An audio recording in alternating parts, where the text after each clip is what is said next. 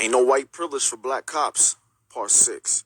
So this time we got a retired police officer out of Atlanta. He was working at the airport, the Hartsfield-Jackson Airport out of Atlanta. His name is Ronnie Tullis. Now, just to show you this man's character, he came out of retirement because Atlanta PD was short-staffed.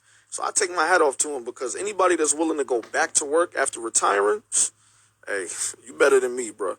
And as you can see, this man is no longer employed. He was fired for getting into an altercation. He didn't break into no one's house on a no-knock warrant. He didn't shoot someone 38 times. None of that. He just got into an altercation with a certain individual. This is the man, Charlie Evans. So 2 weeks ago, this man came to board his flight, and he was so drunk that they would not let him board the plane because he was causing a scene, he was causing a disturbance, and it got so bad that they had to call the police, and that's when Ronnie showed up. Witnesses at the scene say that Charlie was very belligerent and was heard using profanity and racial slurs. Why am I not surprised? He also lunged at the officer and got in his face during the struggle, so the officer used his baton, and Charlie was verbally abusive to Delta Gate agents, and he sustained visible injuries to his head.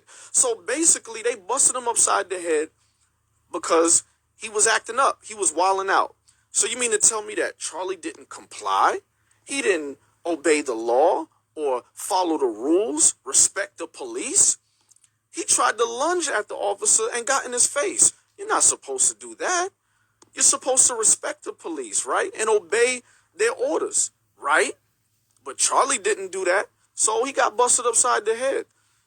Ronnie didn't use lethal force, he used necessary force. And because of that, he was fired. After already being retired and helping them APD out, they fired him. They terminated his contract with the airport, and they even removed him from the APD's retired reserve program. Now, what is that? Now, I looked into this program, and I want y'all to see some of the requirements that officers have to meet to even be eligible. By number 1, it says there are no more than 15 days suspended on a continuous or a cumulative basis during the last 5 years of police service prior to retirement. Then number 2, it says at time of retirement, there were no open or exceptionally closed OPS complaints or filed. So this implies that this man was an exceptional police officer, especially during his last 5 years. He had no record. He had no criminal activity going on. He had no complaints against him.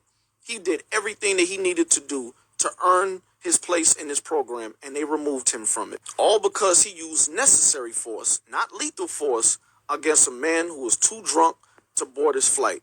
I wouldn't want to take a plane next to Charlie. Would you?